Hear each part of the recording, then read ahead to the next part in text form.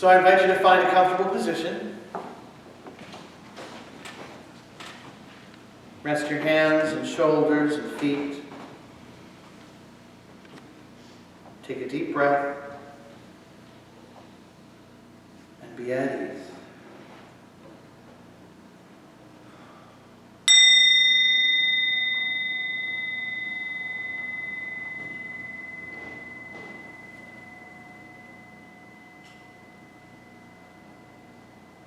Continue to breathe freely and easily, letting yourselves sink into your seat, feeling the muscles of your body become relaxed.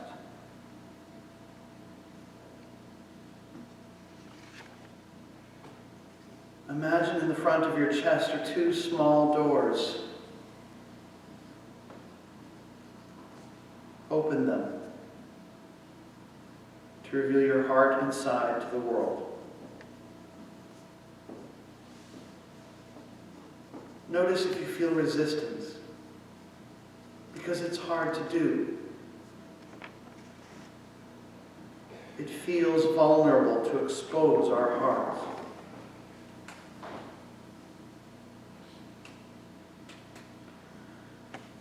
And now I want you to picture at your feet an anchor at the end of a long chain.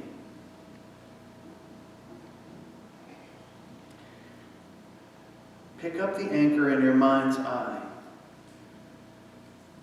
and throw it as far ahead of you as possible.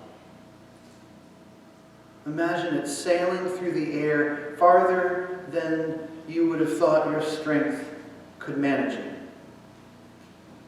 And the sound the chain makes as it uncoils and travels with the anchor. But the end of the chain remains with you, no matter how far the anchor goes. The anchor lands beyond your ability to see it, beyond your ability to imagine where it has landed. Except for you have thrown it toward peace. A peace that is difficult to imagine, for it's a destination at which we have not yet arrived. It is just past the horizon of your sight. But the end of the chain which connects it is still at your feet, still within reach.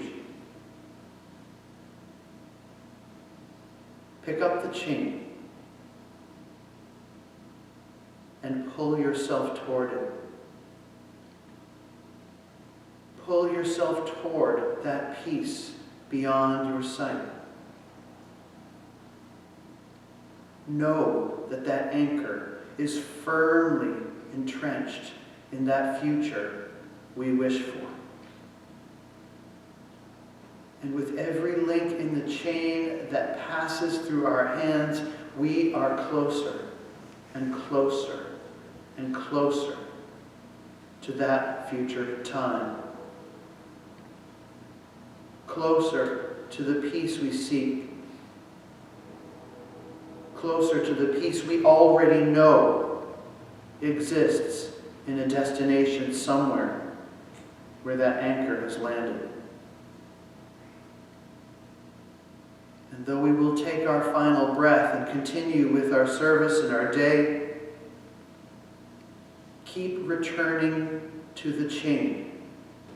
Keep returning to see yourself pulling forward, following it, taking comfort from it, knowing that the anchor exists where you truly want it to be. We will not make it in a day, but we will make it. And dropping anchor into that future and pulling ourselves toward it is the way it will happen.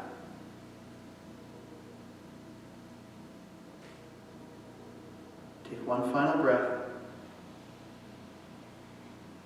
and return.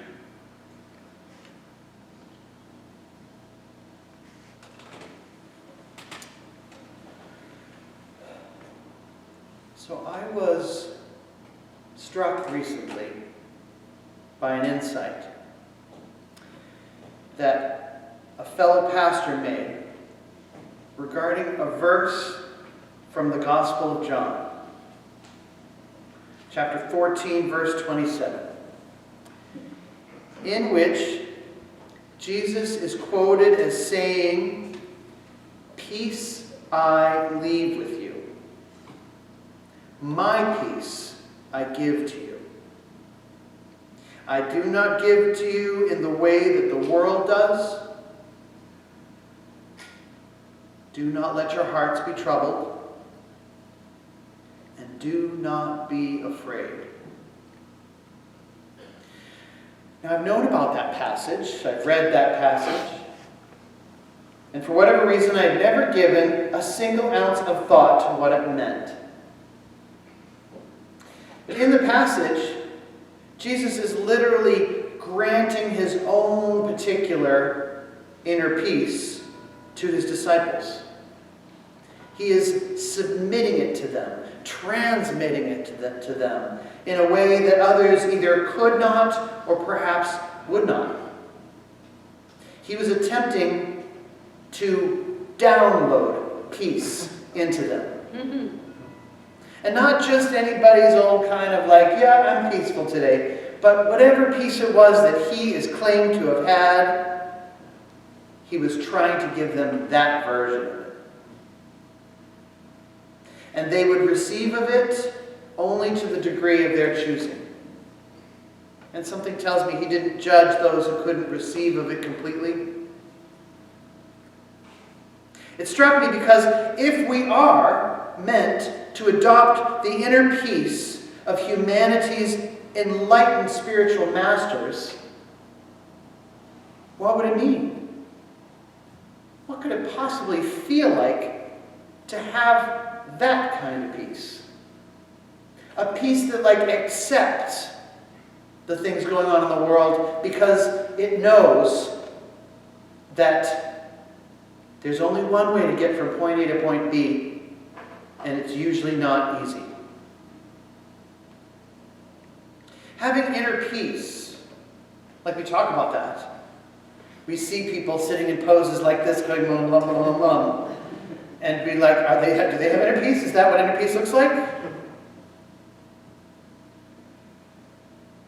Having inner peace would not mean that life would necessarily change. At least stuff would still happen. Stress would still occur. Illness, loss, grief, hardship. These would still be facts of life. Politics. Hate. If God wanted to prevent these, we wouldn't even have the words for them. So it cannot be that inner peace means an end to the challenges of life. It must mean that a peace that exists in the midst of life, in the midst of hardship and loss and joy, in the face of it, but in spite of it? No. Not in spite of it.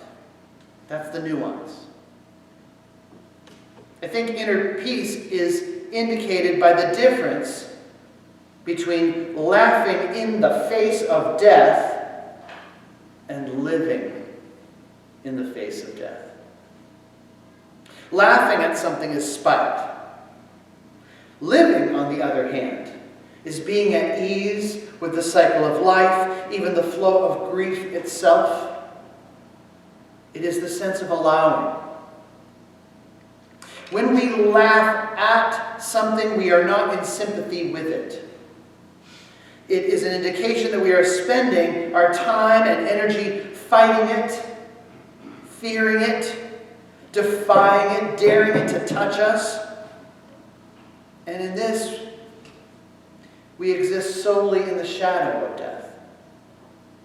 But when we have peace over even things like death, over even things like loss or hate, it does not mean we don't fear these things.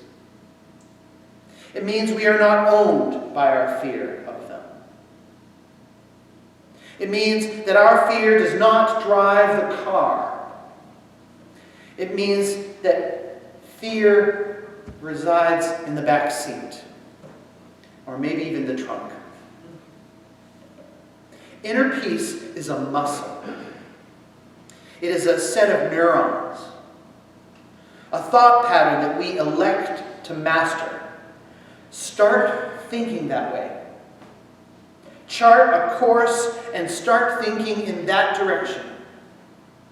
After a while, it comes more naturally.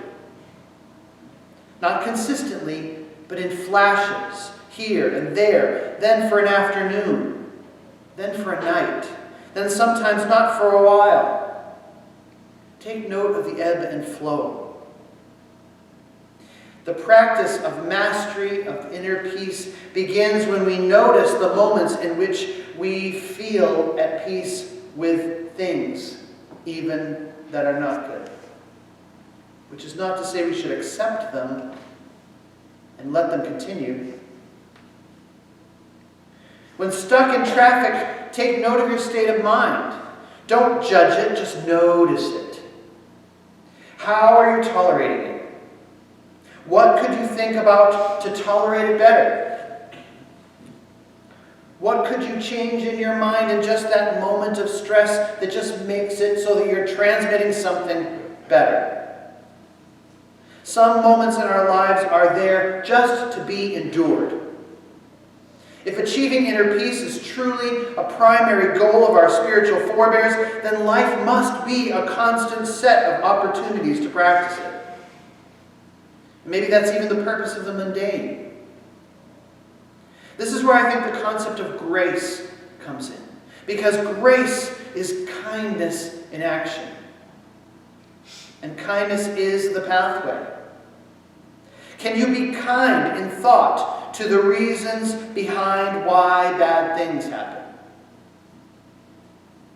Can you sit in a state of kindness for the rain on your one day off? The traffic when you're in a rush? Can you emit grace in the direction of the things which anger you the most? And I'm going to give you a minute for that right now. Think of the things which anger you the most. And then picture hosing them down with peace. Literally wanting them to be peaceful. Literally hoping that they're even at greater peace than you are. That everything goes right for them. In a loving way. That they just feel suddenly, miraculously at ease. To the point where hate doesn't even feel logical to them. Can you emit grace in that direction? This is how we succeed in the practice of not merely enduring the hardships of life, but thriving in the presence of its complexity and contradiction, as well as knowing the truly right course of action to end cycles of injustice that we must not tolerate. Having peace with injustice does not at all mean tolerating it. Again, it means not being consumed by it, owned by it, controlled by it. There's a suggestion here to be at peace with the hidden, benevolent purpose of things larger than ourselves. Because the things themselves know things which we do not. The ocean understands its own storms far better than we do. The ocean understands that storms are simply natural processes which are always at work, seeking to find its natural equilibrium. come hell or high water. Inner peace is not a single thing. It is a series of many accomplishments that in theory support the idea that one could stand upright in a boat in any type of sea. Point your bow in that direction and begin paddling. Please rise for our closing hymn, Peace, the Perfect Word.